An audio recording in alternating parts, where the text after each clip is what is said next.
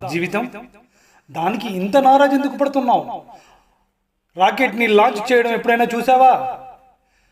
10, 9, 8, 7, 6, 5, 4, 3, 2, 1, 0. Yes, 0. అప్పుడే కదా రాకెట్ని launch చేయడానికి ఓకే చెప్తారు. మరి నీ జీవితం కూడా జీరోలో ఉంది అనుకుంటున్నావా? చూడు, నీ చుట్టూ చూడు. దేవుడు నీకు ఏదో ఒక రూపంలో అవకాశం ఇచ్చి ఉంటాడు, ఆదుకుంటాడు, ఆశీర్వదిస్తాడు. ఎందుకు మరి టెన్షన్ పడుతున్నావు? గుర్తుపెట్టుకో, నువ్వు జీరోకి వచ్చావంటే జీవితంలో నువ్వు ఉన్నత శిఖరాలకు ఎదుగుతున్నావని అర్థం.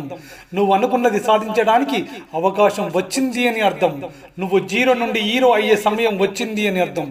నీ ద్వారా ఈ ప్రపంచానికి ఏదో మంచి చేసే అవకాశం ఆ దేవుడు ఇచ్చాడు అని అర్థం. లేచి నిల్చో, ప్రయాణం మొదలుపెట్టు. All powers with in